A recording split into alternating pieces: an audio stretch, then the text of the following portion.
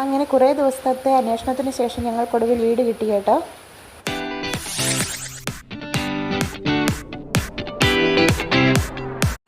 Hi കൂട്ടുകാരെ, ഞങ്ങളുടെ മറ്റൊരു വീഡിയോയിലേക്ക് നിങ്ങൾക്ക് ഏവർക്കും സ്വാഗതം. കുറച്ച് ദിവസങ്ങൾക്ക് ശേഷമാണ് ഒരു ലോങ് വീഡിയോയുമായിട്ട് വരുന്നത്.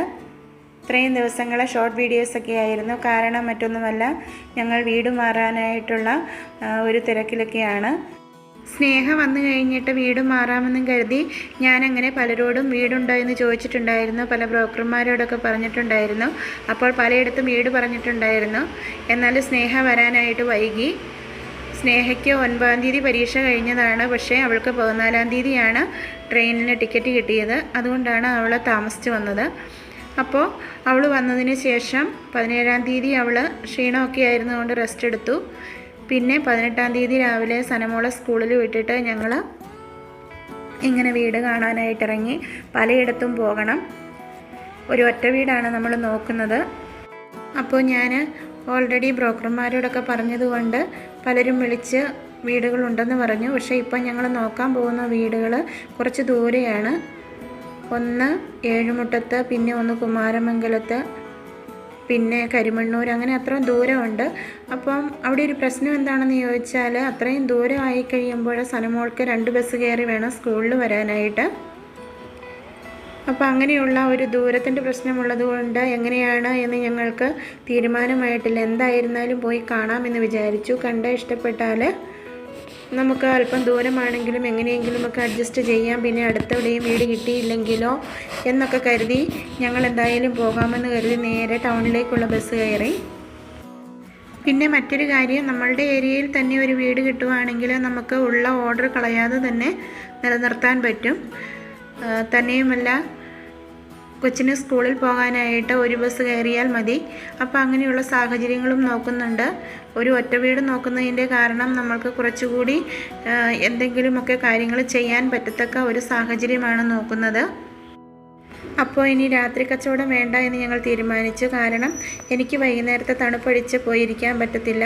അതുപോലെ തന്നെ സനമോൾക്ക് സ്കൂൾ വിട്ട് വന്നിട്ട് പഠിക്കാനൊക്കെ കാണും. സ്നേഹയും എവിടെയില്ല.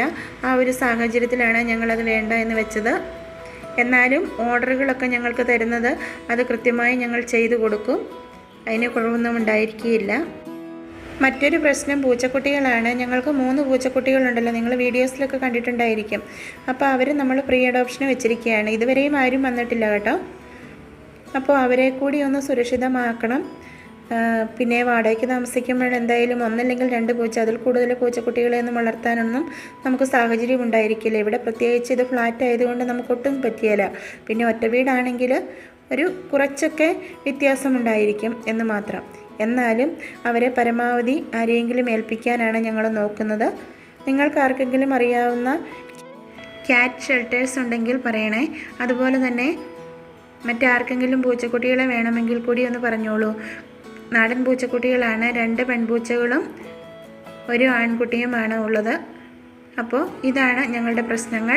അപ്പോൾ ഈ പ്രശ്നത്തിനെല്ലാം ഒരു പരിഹാരം കണ്ടെത്തുവാനാണ് ഞങ്ങളുടെ ഈ യാത്ര. എന്തായാലും സ്നേഹ തിരിച്ചു പോകുന്നതിന് മുൻപ് തന്നെ ഞങ്ങൾക്ക് വീട് മാറണം. അതുകൊണ്ട് കുറച്ച് ദിവസത്തിനുള്ളിൽ തന്നെ ഞങ്ങൾക്ക് വീട് കണ്ടെത്തണം. അപ്പോൾ ഞങ്ങൾ ബസ് സ്റ്റാൻഡിലേക്ക് പോകുവാണ്. അവിടെ നിന്ന് വേണം ഞങ്ങൾക്ക് ഏഴുമുട്ടത്തിനും കുമാരമംഗലത്തിനുമൊക്കെ പോകാൻ. 2ഉം 2 റൂട്ടാണ്. നല്ല മഴയുണ്ടായിരുന്നു ഇതുവരെ. ഇനി ഞങ്ങൾ എന്തായാലും അവിടെയൊക്കെ ഒന്ന് പോയി കണ്ടിട്ട് വരാം. അത്രയും ദൂരേക്ക് പോകുമ്പോഴും കലയന്താനിക്കുള്ള റൂട്ടിലോ എവിടെയെങ്കിലും ഒരു വീട് കിട്ടണമെന്നാണ് ഞങ്ങൾ ആഗ്രഹിക്കുന്നത്. എങ്കിലും ഈ ദൂരെ പറഞ്ഞ വീടുകളൊന്ന് പോയി കാണാമെന്ന് വിചാരിച്ചു. കാരണം അടുത്തെങ്ങും കിട്ടിയില്ലെങ്കിൽ ഒരു വീട് വേണമല്ലോ. അപ്പോൾ അങ്ങനെ ഞങ്ങൾ പോയതാണ്. അങ്ങനെ 2 ദിവസങ്ങൾ ഞാൻ സ്നേഹയും വീട് നോക്കി.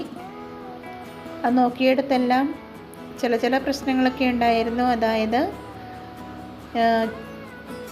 ചില വീടുകളിലൊക്കെ ചെല്ലുമ്പോൾ അവിടെ വാട്ടർ കണക്ഷൻ മാത്രമേ ഉള്ളൂ. അപ്പോൾ അത് എല്ലാ ദിവസവും വെള്ളം വരത്തില്ല. 2 ദിവസം കൂടുമ്പോഴാണ് വെള്ളം വരുന്നത്. അങ്ങനെയുള്ള പ്രശ്നങ്ങളൊക്കെ ഉണ്ടായിരുന്നുകൊണ്ട് അത് നമ്മളുടെ പണിക്ക് പറ്റത്തില്ല.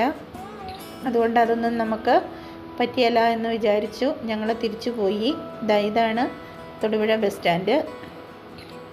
അപ്പം അങ്ങനെ ഞങ്ങളുടെ 2 ദിവസത്തെ നടപ്പിൽ ഞങ്ങളൊരു വീട് ഞങ്ങളുടെ ഏരിയയിൽ കണ്ടു. പക്ഷേ അന്ന് ഞങ്ങൾക്കൊരു തീരുമാനം എടുക്കാനായില്ല. കാരണം മറ്റു പല വീടുകളും നമ്മളുടെ ഏരിയയിൽ തന്നെ പറഞ്ഞിരുന്നു. അപ്പോൾ അതൊന്ന് നോക്കാമെന്ന് വിചാരിച്ചു. അങ്ങനെ ഞങ്ങൾ പിറ്റേ ദിവസം 3 പേരും കൂടെയാണ് പോയത്. അന്ന് വൈകുന്നേരമാണ് പോയത്. സനമോളയും കൂടെ കൂട്ടി.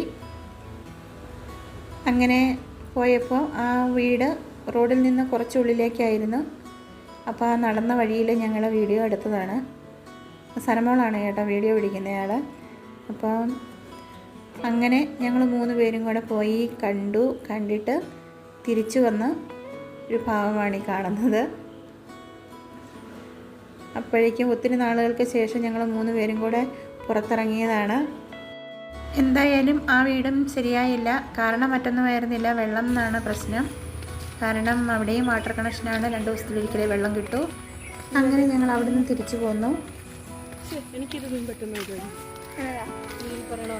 നിങ്ങൾ കണ്ടു ഗൈസ്, ഞങ്ങൾ കരിയാപ്പലൊക്കെ വാങ്ങി പൈസ കൊടുത്തല്ല ഓസിയതെന്ന് മാത്രമേ ഉള്ളൂ ഗൈസ്. നിങ്ങൾക്ക് അറിയാവോ ഗൈസ്? എന്നാലും ഫ്രീ ആയിട്ട് കണ്ടോ ഗൈസ്? ഞങ്ങൾ കരിയാപ്പല നിങ്ങൾ കണ്ടോ? നിങ്ങൾ ഒന്ന് നോക്ക്, ഒന്ന് ചിരിക്ക, ഒന്ന് നോക്ക്, ചിരിക്ക. ചേച്ചി ചേച്ചി കണ്ടില്ല, ചിരിക്ക ഗൈസ്. ഇതാണ് ഞങ്ങളുടെ കരിയാപ്പല. പുറകിൽ ഗൈസിൻ്റെ അമ്മ നടന്നു വരുന്നത് നിങ്ങൾക്ക് കാണാൻ പറ്റും. കണ്ടോ? അത്രേ ഉള്ളൂ. കുഞ്ഞു മനുഷ്യയാണ്. ഞങ്ങൾ അവിടെ നിന്ന് നടന്നു വന്നപ്പോൾ അവിടെ കറിവേപ്പ് വെട്ടിക്കളയുന്നുണ്ടായിരുന്നു. അങ്ങനെ കറിവേപ്പില മേടിച്ചതാണേ. അമ്മ ഫോണിലോട്ട് നോക്കിയേ.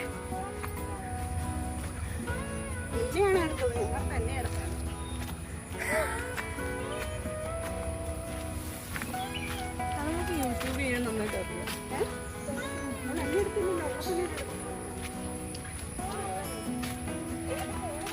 ഇതെല്ലാം കഴിഞ്ഞ് ഞങ്ങൾ മറ്റൊരു വീട് കാണാൻ വന്നു. ബ്രോക്കറാണ് മുന്നിൽ പോകുന്നത്. അങ്ങനെ ഞങ്ങൾക്ക് ആ വീട് ഇഷ്ടപ്പെട്ടു. ഞങ്ങളുടെ അതേ റൂട്ടിൽ തന്നെയാണ്. അപ്പോൾ വീടിൻ്റെ വിശദമായ വീഡിയോ ആ വീട്ടിലേക്ക് മാറിയതിന് ശേഷം ഇടാം. മറ്റൊരു വീഡിയോയുമായി കാണാം. ബൈ.